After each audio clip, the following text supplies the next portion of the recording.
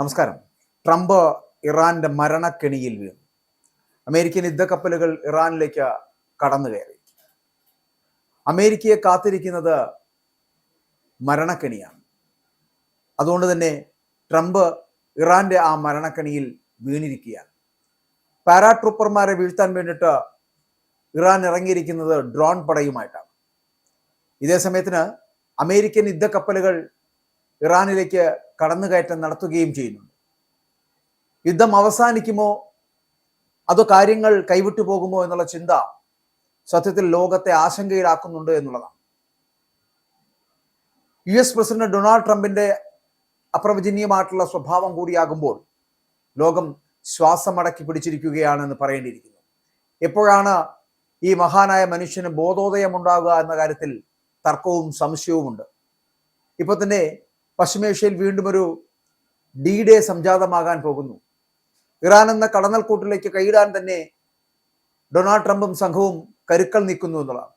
ഇറാന്റെ സമ്പദ് വ്യവസ്ഥയുടെ നട്ടലിനെ തകർത്ത് തരിപ്പണമാക്കുക എന്നൊരു ലക്ഷ്യത്തോടു കൂടി ഖാർഗ് ദ്വീപ് പിടിച്ചടക്കാൻ ശ്രമിക്കുന്നു. ഇവിടെ ഒരു ഡെഡ് ലൈൻ പ്രഖ്യാപിച്ചിട്ടുണ്ട്. April 6 എന്ന പുതിയ ഒരു ഡെഡ് ലൈൻ. അത് പ്രഖ്യാപിച്ച് ട്രംപ് തന്റെ സൈന്യത്തിന് പച്ചക്കൊടി കാട്ടുമ്പോൾ അറബിക്കടലിൽ അമേരിക്കൻ യുദ്ധക്കപ്പലുകൾ ഇരമ്പുകയാണ് എന്നുള്ളതാണ്. അമേരിക്കൻ സൈന്യം നേരിട്ട് യുദ്ധഭൂമിയിലേക്ക് ഇറങ്ങുമോ എന്നുള്ളതാണ് അടുത്ത ചോദ്യം എന്ന് പറയപ്പെടുന്നത്.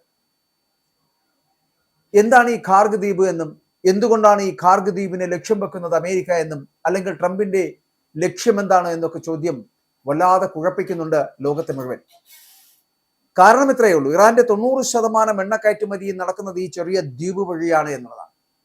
ഇത് പിടിച്ചെടുത്താൽ ഇറാന്റെ പണമൊഴുക്ക് നിൽക്കുമെന്നുള്ളതാണ്. പക്ഷെ സംഗതി അത്ര എളുപ്പമല്ല. രണ്ടാം ലോക മഹായുദ്ധത്തിലെ ഇവോ ജിമയെ പോലെ അമേരിക്കൻ സൈനികരുടെ ശവപ്പറമ്പായി ഖാർഗ് മാറുമോ എന്ന ഭീതിയിലാണ് ലോകം. 20,000-ഓളം വരുന്ന എണ്ണ തൊഴിലാളികളെ ഇറാൻ മനുഷ്യ കവചമായിട്ട് ഉപയോഗിച്ചാൽ അമേരിക്കയുടെ കാര്യത്തിൽ ഒരു തീരുമാനമാകുമെന്നുള്ളതാണ്. ഞാൻ ആദ്യം സൂചിപ്പിച്ച പോലെ അമേരിക്കൻ സൈനികരുടെ ശവപ്പറമ്പായി ചിലപ്പോൾ ഈ ഖാർഗ് ദ്വീപ് മാറുവാൻ ഒരു നിമിഷം മതി ഇറാനെ എന്നുള്ളതാണ്. ഖാർഗ് ദ്വീപ് പിടിച്ചെടുത്ത് അവിടുത്തെ ടെർമിനലുകളും പൈപ്പ് ലൈനുകളും നിയന്ത്രണത്തിലാക്കിയാൽ ഇറാന്റെ പണമൊഴുക്ക് പൂർണ്ണമായിട്ടും തടയാമെന്ന് ട്രംപ് എന്ന് പറയപ്പെടുന്ന വ്യവസായി കണക്ക് കൂട്ടുന്നു. അപ്പോൾ ഇതിനായിട്ട് US മറീനുകളും പാരാട്രൂപ്പർമാരും സർവ്വസജ്ജമായി കഴിഞ്ഞിരിക്കുന്നു. ഇറാന്റെ ഊർജ നിലയങ്ങൾ തകർക്കാൻ നിശ്ചയിച്ചിരുന്ന സമയപരിധി അവസാന നിമിഷം മാറ്റി നിശ്ചയിക്കുന്നു ട്രംപ്. April 6 വരെ സമയം നീട്ടി നൽകുന്നു. സത്യത്തിൽ എണ്ണക്കപ്പലുകളുടെ പ്രധാന ഗതാഗത പാതയായിട്ടുള്ള ഹോർമൂസ് കടലിടുക്ക് തുറക്കാൻ വേണ്ടിയിട്ട് ഇറാൻ തയ്യാറാകാതിരിക്കുകയും തുടർന്ന് US സൈന്യം ഖാർഗിൽ വിജയിക്കുകയും ചെയ്താൽ അത് യുദ്ധത്തിന്റെ ഗതി തന്നെ മാറ്റുമെന്നുള്ളതാണ്. ശത്രുവിനെ തകർത്ത് വിജയത്തിലേക്കുള്ള വഴി തുറക്കുന്ന കരയിൽ നിന്നും കടലിൽ നിന്നുമുള്ള ഒരു D-Day ആക്രമണമായാണ് സൈനിക വിദഗ്ധരടക്കം ഇതിനെ കാണുന്നത് എന്നാണ്. എന്നാൽ മാസങ്ങൾ നീണ്ട ആസൂത്രണത്തോടെ നടത്തിയ പഴയ D-Day പോലെയല്ല ഇത് എന്നുള്ളത് കൂടി വ്യക്തമാക്കേണ്ടിയിരിക്കുന്നു. ഖാർഗ് ആക്രമണം തികച്ചും പെട്ടെന്നുള്ള ഒരു നീക്കമാണ്. കടുത്ത നിലപാടുകാരനായിട്ടുള്ള പ്രതിരോധ സെക്രട്ടറി പീറ്റ് ഹെഗ്സത്തിന്റെ നേതൃത്വത്തിലുള്ള ഈ നീക്കം വലിയ തോതിലുള്ള ജീവഹാനിക്ക് ഇടയാക്കിയേക്കുമെന്ന് തന്നെയാണ് യുദ്ധ വിദഗ്ധരടക്കം മുന്നറിയിപ്പ് നൽകുന്നത്. അമേരിക്കയിൽ ഇടക്കാല തിരഞ്ഞെടുപ്പ് നടക്കാനിരിക്കുന്ന വർഷമാണിത്. നിലവിൽ വോട്ടർമാർക്കിടയിൽ ഈ യുദ്ധത്തിന് വലിയ പിന്തുണയില്ല എന്നത് ട്രംപിനെ ആശങ്കപ്പെടുത്തുന്നുണ്ട്. ഇവിടെ ട്രംപ് ഭയപ്പെടുന്ന മറ്റൊരു കാര്യം തന്റെ വോട്ടർമാരെ പിണക്കുമെന്ന്, തന്റെ മാഗ എന്ന് പറയപ്പെടുന്നത് തന്റെ വോട്ടർമാരെ ഭയപ്പെടുത്തുന്നുണ്ട്, അല്ലെങ്കിൽ പിണക്കുമെന്നുള്ള ഒരു ഭയം ട്രംപിന് ഉണ്ടാകുന്നുണ്ട് എന്നുള്ളത്. അപ്പോൾ ഈ നീക്കത്തിൽ നിന്ന് പിന്മാറുമോ എന്നുള്ളത് ആണ് ഇനി ലോകമടക്കം ശ്രദ്ധയോടുകൂടി നോക്കിയിരിക്കുന്നത്. ട്രംപിന്റെ ഒരു പിന്മാറ്റം അതൊരു മിന്നൽ വിജയം തന്റെ തിരഞ്ഞെടുപ്പ് ഗ്രാഫ് ഉയർത്തുമെന്ന് അദ്ദേഹം വിശ്വസിക്കുന്നുണ്ടോ? ഇറാൻ ഭരണകൂടത്തെ ചർച്ചാമേശയിലേക്ക് എത്തിക്കുവാനുള്ള ഒരു വമ്പൻ തന്ത്രമാണോ ഇത് എന്നതടക്കമുള്ള കാര്യങ്ങൾ ശ്രദ്ധിക്കപ്പെടുന്നു. അപ്പോൾ ഇറാൻ തീരത്ത് നിന്ന് ഏകദേശം 16 മൈൽ അകലെ സ്ഥിതി ചെയ്യുന്ന ഒരു ചെറിയ ദ്വീപായിട്ടുള്ള ഖാർഗ് ദ്വീപ് അത് വിലക്കപ്പെട്ട ദ്വീപായി മാറുന്നത് എന്തുകൊണ്ടാണ്? ഈ ചെറിയ ദ്വീപ് ഇസ്ലാമിക് റിപ്പബ്ലിക്കിന്റെ എണ്ണ കയറ്റുമതിയുടെ പ്രധാന കേന്ദ്രമാണ് എന്നുള്ളതാണ്. ഞാൻ ആദ്യം സൂചിപ്പിച്ചതുപോലെ ഈ ദ്വീപ് പിടിച്ചെടുത്ത് അവിടുത്തെ ടെർമിനലുകളും സംഭരണ ടാങ്കുകളും പൈപ്പ് ലൈനുകളും നിയന്ത്രണത്തിലാക്കി കഴിഞ്ഞാൽ ഇറാന്റെ സമ്പദ് വ്യവസ്ഥയും സൈനിക നീക്കങ്ങളെയും താങ്ങി നിർത്തുന്ന പണമൊഴുക്ക് തടയുവാൻ അമേരിക്കയ്ക്ക് സാധിക്കുമെന്ന് ട്രംപ് വല്ലാതെ വിശ്വസിക്കുന്നുണ്ട്.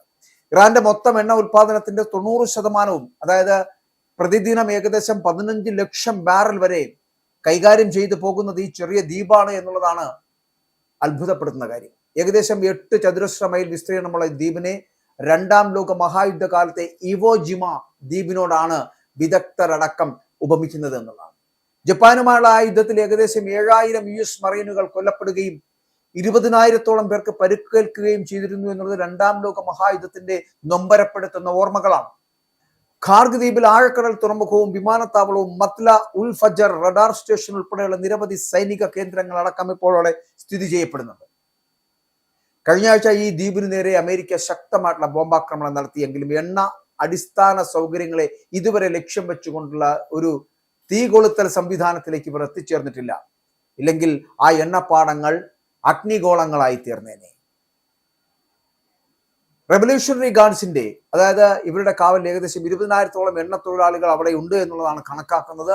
ആ റെവല്യൂഷണറി ഗാർഡ്സിന്റെ കവചമായിട്ട്, മനുഷ്യ കവചമായിട്ട് ഉപയോഗിക്കപ്പെടുന്ന ഒരു ഇടം കൂടിയാണ്.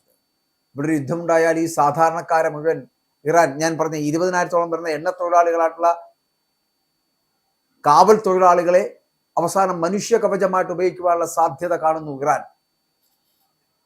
ആരും പുറകിലോട്ട് സഞ്ചരിക്കുന്നവരല്ല, മുന്നോട്ട് സഞ്ചരിക്കുവാൻ ശ്രമിക്കുന്നവരാണ് എന്നുള്ള കാര്യത്തിൽ അതിനകത്ത് രണ്ട് അഭിപ്രായമില്ല എന്നുള്ളതാണ്. അപ്പോൾ ഇറാനും തിരിച്ചടി കൊടുക്കുന്നത് അങ്ങനെ തന്നെയായിരിക്കും. ഖാർഗ് ദ്വീപിന് നേരെയുള്ള ആക്രമണം എന്ന് പറയുന്ന 2 ദിശകളിൽ നിന്നും ഉണ്ടാകുവാനുള്ള സാധ്യതയാണ് ഇപ്പോൾ കാണുന്നത്. ഒന്ന്, ഹോർമൂസ് കടലിടുക്കിലെ തടസ്സങ്ങൾ ഒഴിവാക്കി UAE നിന്ന് കടൽ മാർഗം. രണ്ടാമത്തത്, അറേബ്യൻ കടലിലെ USS എബ്രഹാം ലിങ്കൺ വിമാനവാഹിനി കപ്പലിൽ നിന്നും UAE സൈനിക താവളങ്ങളിൽ നിന്നും വായുമാർഗം ഉണ്ടാകാവുന്ന ആക്രമണങ്ങൾ. ഏകദേശം 2200 മറീനുകളും 1200 ക്രൂ അംഗങ്ങളുമായിട്ട് അത്യാധുനിക യുദ്ധക്കപ്പലായിട്ടുള്ള USS ട്രിപ്പോളി ഇപ്പോൾ തന്നെ ഈ യുദ്ധ തീരത്തേക്ക് അല്ലെങ്കിൽ യുദ്ധമേഖലയിലേക്ക് എത്തുകയാണ്.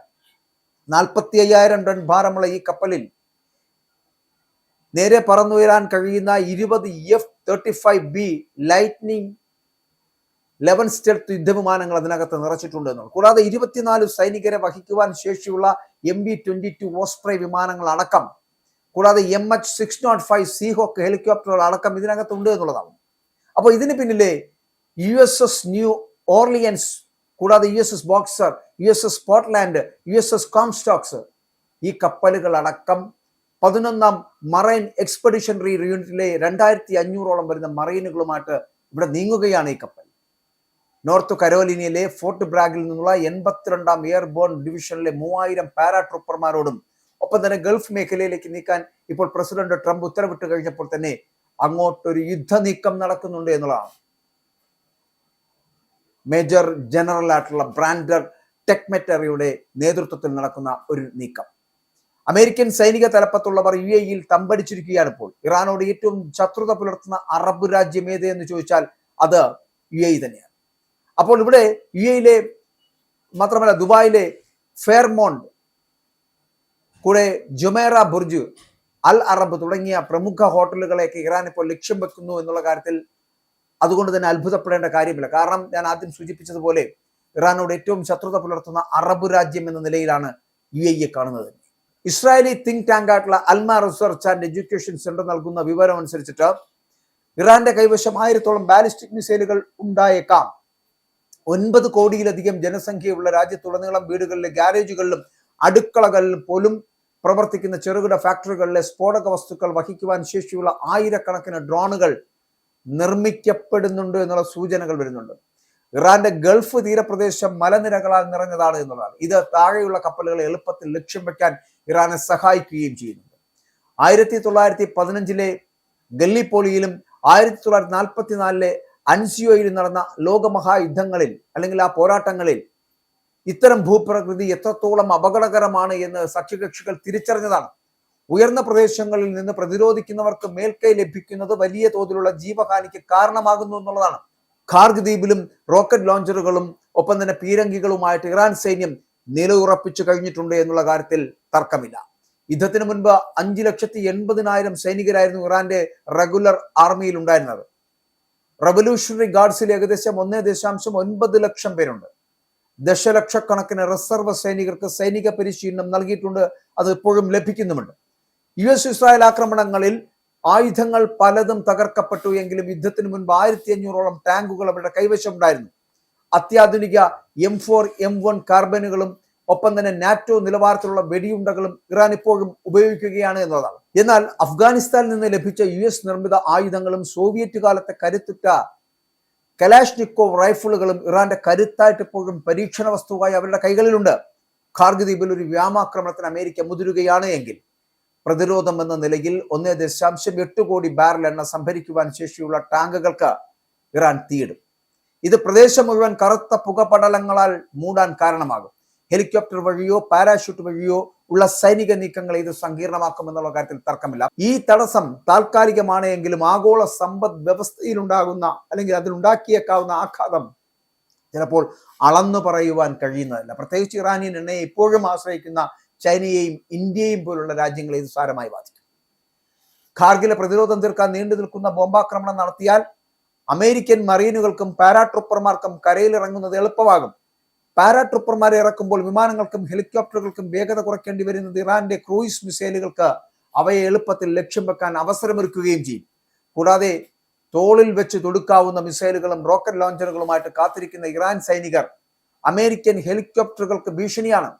പാരാഷൂട്ടിൽ താഴേക്ക് വരുന്ന സൈനികരെ ലക്ഷ്യം വിട്ടിട്ട് ഫസ്റ്റ് പേഴ്സൺ ഡ്രോണുകൾ ഇറാൻ ഉപയോഗിക്കാൻ പോകുന്നു. 82ാം എയർബോൺ ഡിവിഷനെ സംബന്ധിച്ചിടത്തോളം ഈ നീക്കം ഒരു ആത്മഹത്യാ ദൗത്യമായിട്ട് മാറിയേക്കാമെന്ന് സൈനിക വിദഗ്ധരടക്കം മുന്നറിയിപ്പ് നൽകുകയും ചെയ്യുന്നുണ്ട്. ഉക്രൈനിലെ റഷ്യൻ യുദ്ധത്തിന് സമാനമായിട്ടുള്ള രക്തച്ചൊരിച്ചിലിന് ഇവിടെയും സാധ്യതയുണ്ട് എന്നാണ് ഇതിലൂടെ പറയാൻ കഴിയുന്നത്. സാങ്കേതികമായിട്ടുള്ള മേധാവിത്വം അമേരിക്കയ്ക്കുണ്ട് എങ്കിലും മുഖാമുഖം നടക്കുന്ന പോരാട്ടങ്ങളിൽ അത് എപ്പോഴും ഗുണകരമാകണമെന്നില്ല. വെനിസ്വേലയിൽ നിക്കോളസ് മഡൂറോയെ പിടികൂടാൻ ഉപയോഗിച്ച അത്യാധുനിക ഡിസോറിയന്റേഷൻ ആയുധങ്ങൾ ഒരു കെട്ടിടത്തിന് ചുറ്റും മാത്രമാണ് ഫലപ്രദമാകുന്നത്. മൈലുകളോളം വ്യാപിച്ചു കിടക്കുന്ന ഒരു യുദ്ധഭൂമിയിൽ അവയ്ക്ക് പരിമിതികളുണ്ട് എന്നുള്ളതാണ്. അപ്പോൾ ആധുനിക ബോഡി ആർമറുകൾ ധരിച്ചാലും തൊട്ടടുത്തു നിന്നുള്ള വെടിയുണ്ടകളും ബോംബ് ചില്ലുകളും അമേരിക്കൻ സൈനികർക്കും മാരകമായേക്കുമെന്നുള്ള സൂചനകളാണ് ഇതിലൂടെ പുറത്തു വരുന്നത്. ഇറാഖിലും അഫ്ഗാനിസ്ഥാനിലും പരിക്കേറ്റ സൈനികരെ രക്ഷിക്കാൻ വേണ്ടിയിട്ട് സുരക്ഷിതമായിട്ടുള്ള സൈനിക ആശുപത്രികൾ സജ്ജമാക്കാൻ വേണ്ടി സഖ്യകക്ഷികൾക്ക് കഴിഞ്ഞിരുന്നു. എന്നാൽ ഖാർഗ് ദ്വീപിന്റെ ഭൂപ്രകൃതിയും ഇറാന്റെ ഡ്രോൺ ആക്രമണങ്ങളും കാരണം പരിക്കേറ്റവരെ അവിടെ നിന്ന് പുറത്തെത്തിക്കുക എന്നത് അതിസാഹസികമായിരിക്കും. രക്ഷാപ്രവർത്തനത്തിനെത്തുന്ന ഹെലികോപ്റ്ററുകളും മെഡിക്കൽ സംഘങ്ങളും ഇറാന്റെ റോക്കറ്റ് ഡ്രോൺ ആക്രമണങ്ങൾക്ക് ഇരയാകുവാനുള്ള സാധ്യത വളരെ വളരെ കൂടുതലാണ്.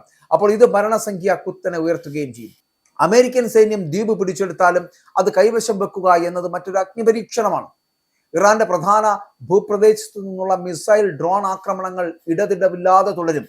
ഉക്രൈൻ യുദ്ധത്തിന്റെ തുടക്കത്തിൽ റഷ്യ പിടിച്ചെടുത്ത സ്നേക്ക് ഐലൻഡ് ഡ്രോൺ ആക്രമണങ്ങളെ തുടർന്ന് അവർക്ക് പിന്നീട് ഉപേക്ഷിക്കേണ്ടി വന്നത് അതിന് ഒരു ഉദാഹരണമായിട്ട് നമുക്ക് കാണേണ്ടി വരും. 5000-ഓളം സൈനികരെയാണ് പ്രാഥമികമായിട്ട് വിന്യസിക്കുവാൻ ഇപ്പോൾ ഉദ്ദേശിക്കുന്നത്. എന്നാൽ ഇറാന്റെ ഭൂപ്രദേശത്തേക്ക് കടന്നു കയറുവാൻ ഇതിലും വലിയൊരു സൈന്യം ആവശ്യമായി വരുമെന്നുള്ള കാര്യത്തിൽ തർക്കമില്ല. 2003-ൽ ഇറാഖ് അധിനിവേശത്തിന് ഏകദേശം 1.6 ലക്ഷം സൈനികർ അന്ന് വേണ്ടി വന്നിരുന്നു. ബ്രിട്ടീഷ് കപ്പലുകൾ വെറും കളിപ്പാട്ടങ്ങളാണ് എന്നുള്ള ട്രംപിന്റെ പരിഹാസം കഴിഞ്ഞ ദിവസങ്ങളിലൊക്കെ പ്രതിസന്ധി ഘട്ടത്തിൽ പോലും ബ്രിട്ടന്റെ സഹായം തേടിയേക്കാം എന്നുള്ള ഒരു ഘട്ടത്തിലേക്ക് ഇപ്പോൾ എത്തിയിരിക്കുന്നു. കാരണം ബ്രിട്ടീഷ് കപ്പലുകൾ ചെറിയ കപ്പലുകളാണ് എന്ന് പറഞ്ഞ് മോശം വാദങ്ങൾ ഉന്നയിച്ച ട്രംപിനെ നമുക്ക് അവിടെ കാണാൻ കഴിയുന്നുണ്ട്. ചൈനയും റഷ്യയും ഉപഗ്രഹ വിവരങ്ങൾ ഇറാനുമായിട്ട് പങ്കുവയ്ക്കുന്നുണ്ട് എന്നുള്ള കാര്യത്തിൽ ഇപ്പോൾ സംശയമില്ല. ഒരു അമേരിക്കൻ കപ്പലിനെ തകർക്കാൻ ഇറാൻ സാധിച്ചാൽ അത് അമേരിക്കയ്ക്ക് ഏൽക്കുന്ന കനത്ത ആഘാതമാകും. ഇറാൻ ഭരണകൂടത്തിന് വലിയ രാഷ്ട്രീയ വിജയവും. അതേസമയം ഇറാനിലെ തീവ്ര നിലപാടുകൾ എന്ന് പറയപ്പെടുന്നത് ആ തീവ്ര നിലപാടുകാർ ഇപ്പോൾ അമേരിക്കയുടെ ഓരോ നീക്കത്തെയും സൂക്ഷ്മമായി നിരീക്ഷിക്കുകയാണ്. ഖാർഗ് ദ്വീപിന് നേരെയുള്ള ഈ നീക്കം എന്ന് പറയപ്പെടുന്ന ഇറാനെ തെറ്റിദ്ധരിപ്പിക്കുവാനുള്ള ഒരു തന്ത്രം മാത്രമാണോ എന്ന് സംശയിക്കേണ്ടിയിരിക്കുന്നു. ഹോർമുസ് കടലിടുക്കിലെ മറ്റു ദ്വീപുകളാകാം അമേരിക്കയുടെ യഥാർത്ഥ ലക്ഷ്യം. ഹോർമുസ് കടലിടുക്കിലെ ഖേഷ്മം, ബ്ലാറക് എന്നീ ദ്വീപുകൾ, ഈ ദ്വീപുകൾ പിടിച്ചെടുക്കുവാൻ കഴിഞ്ഞാൽ ഇറാൻ തങ്ങൾക്ക് താല്പര്യമുള്ള കപ്പലുകളെ മാത്രം കടത്തിവിട്ട് സമ്പാദിക്കുന്ന വൻ തുക തടയാൻ അമേരിക്കയ്ക്ക് സാധിക്കുമെന്നുള്ളതാണ്. ഡെൽറ്റ ഫോഴ്സ്, നേവി സീൽസ് തുടങ്ങിയ അമേരിക്കൻ സ്പെഷ്യൽ ഫോഴ്സുകളെ ഉപയോഗിച്ച് ഇറാന്റെ തീരദേശ പ്രതിരോധ നിയന്ത്രണ കേന്ദ്രങ്ങളിൽ ഒരേ സമയം ആക്രമണം നടത്തിയേക്കാം. കൂടാതെ 1971 മുതൽ ഇറാൻ കൈവശം വെച്ചിരിക്കുന്ന അബു മുസ, തുമ്പ് ദ്വീപുകളൊക്കെ മോചിപ്പിക്കുവാൻ അമേരിക്ക ശ്രമിക്കും. അങ്ങനെ സംഭവിച്ചാൽ UAE സൈന്യം അമേരിക്കയെ സഹായിക്കാൻ മുന്നോട്ട് വരികയും ചെയ്യും. അപ്പോൾ ഞാൻ ആദ്യം സൂചിപ്പിച്ച പോലെ 2ാം ലോക മഹായുദ്ധകാലത്തെ കടലിലൂടെ സുഗമമായി നീങ്ങാൻ ഇക്കാലത്ത് അമേരിക്കൻ നാവികസേനയ്ക്ക് കഴിയില്ല എന്നുള്ളതാണ്. ഇറാന്റെ മിസൈലുകളും ഡ്രോണുകളും കടൽ മൈനുകളും വലിയ ഭീഷണി ഉയർത്തുന്നുണ്ട്. ദ്വീപുകൾ പിടിച്ചെടുക്കുന്നത് വഴി ഇറാന്റെ നിയന്ത്രണം കുറയ്ക്കാൻ സാധിക്കുമെങ്കിലും ഹോർമുസ് പാത ഉടനെ അല്ലെങ്കിൽ ഉടൻ തുറക്കാൻ കഴിയുന്ന തരത്തിലേക്ക് എത്തില്ല എന്നുള്ള, പകരം താൽക്കാലികമായിട്ട് ആ പാത പൂർണ്ണമായിട്ടും അടഞ്ഞു പോകാവുന്ന ഒരു സാധ്യതയും കാണുന്നു. മറ്റൊരു സാധ്യത ഈ ചബഹാർ തുറമുഖം പിടിച്ചെടുക്കുക എന്നതാണ്. ഹോർമൂസ് കടലിടുക്കിന് പുറത്ത് അറേബ്യൻ കടൽ തീരത്തുള്ള ഈ തുറമുഖം പിടിച്ചെടുക്കുന്ന, അതായത് ഈ ചബഹാർ തുറമുഖം പിടിച്ചെടുക്കുന്നത് അമേരിക്കയ്ക്ക് കൂടുതൽ എളുപ്പമാകും. അവിടെ നിയന്ത്രണം സ്ഥാപിച്ചാൽ ഇറാനുമായിട്ട് സഹകരിക്കുന്ന കപ്പലുകളെ തടയുവാൻ അമേരിക്കയ്ക്ക് സാധിക്കുകയും ചെയ്യും. ഇത് ഇറാന്റെ ഉൾപ്രദേശങ്ങളിലേക്ക് കടക്കുവാനുള്ള ഒരു സുപ്രധാന കേന്ദ്രമായിട്ട് മാറാം. പക്ഷെ ചബഹാറിൽ നിന്ന് 1000 മൈൽ അകലെയുള്ള ടെഹ്റാൻ വരെ അവിടെ പോയി യുദ്ധം ചെയ്യാൻ ട്രംപ് തയ്യാറാകുമോ എന്നുള്ളത് ഒരു വലിയ ചോദ്യമായിട്ട് നിലനിൽക്കുന്നത് കൊണ്ട് തന്നെ എല്ലാ അർത്ഥത്തിലും ഇറാനിലേക്കുള്ള ആക്രമണങ്ങൾ കടുപ്പിക്കുമ്പോഴും ഇറാന്റെ മരണക്കണി എന്ന് പറയപ്പെടുന്നത് ട്രംപിന് വിനയാകുന്നു എന്നതാണ്. ഇറാൻ ഒരുക്കി വെച്ചിരിക്കുന്ന മരണക്കണിയിലേക്ക് ട്രംപ് ചെന്ന് വീഴുകയാണ് എന്നുണ്ടെങ്കിൽ ട്രംപിന്റെ ജീവിതം തന്നെ അവിടെ അവസാനിക്കുമെന്നുള്ള കാര്യത്തിലും തർക്കമില്ല. അമേരിക്കൻ യുദ്ധക്കപ്പലുകൾ എത്രയൊക്കെ ഇരച്ചു കയറി ഇറാനിലേക്ക് കടന്നു കയറിയാലും ട്രംപിനെ വധിക്കുക എന്നുള്ളതാണ് ഇറാന്റെ ലക്ഷ്യമെങ്കിൽ അവരതാ മരണക്കണിയിൽ വെച്ച് തന്നെ ട്രംപിനെ തകർക്കുമെന്നുള്ള കാര്യത്തിൽ തർക്കമേ വേണ്ട.